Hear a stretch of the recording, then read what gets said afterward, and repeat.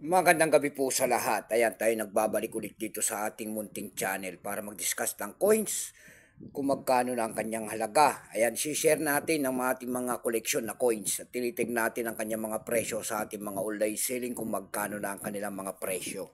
Ayan, isa naman tayong kolektor. Magandang gabi po sa lahat. Ang pag-usapan natin barya po ay barya ng Pilipinas. Ito yung 50 centavos po na 50 centimos po na agila. Ayan. Ayan. Ayan. Large type po yan kasi may maliit yan, yung kulay dilaw. Nasaan ang ating maliit? Ito po yung kanyang maliit.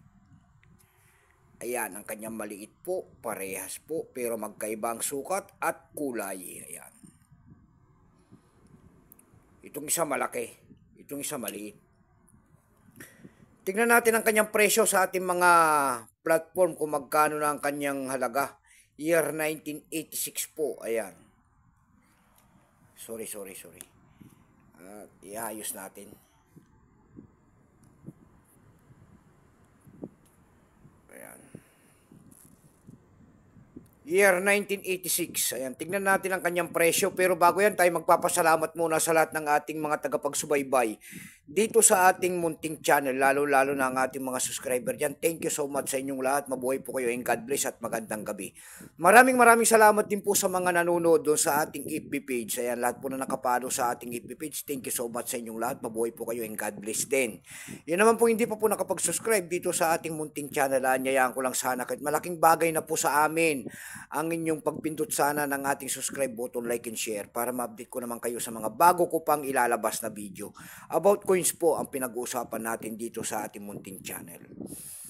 Ayan ang ating pag-uusapan. Ayan, siya po si Marcelo H. Del Pilar po. Ayan, 50 centimos po na agila kung tawagin nila noon. Tingnan natin ang kanyang presyo, ayan, kung magkano ng kanyang halaga sa ating mga online selling. Pero bago yan, kilalanin mo muna natin siya. Issue po nito ay Philippines po, Period Republic, 1946, up to date po. Type nito Standard Circulation Coins.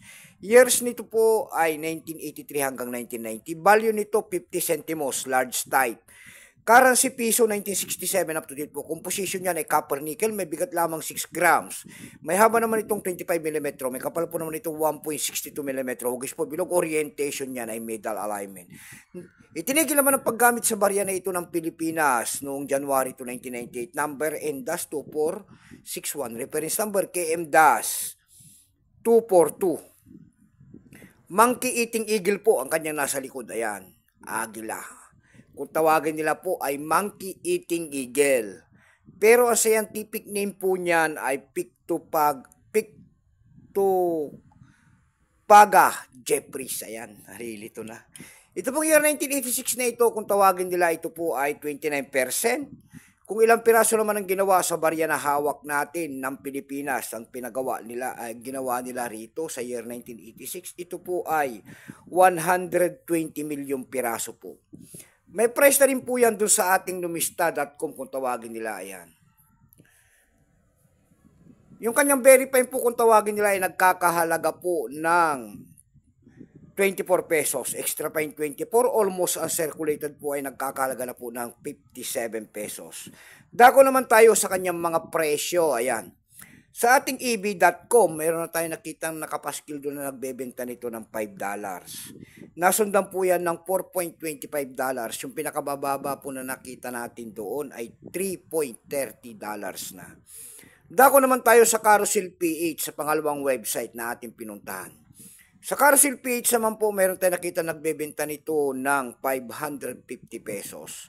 Nasundan po yan ng 300 pesos. Yung pinakamababa po na nakita natin doon nagbebenta ay 100 pesos na. Ayan lamang po ang ating may babahaging kanyang presyo. Keep safe po sa lahat and God bless.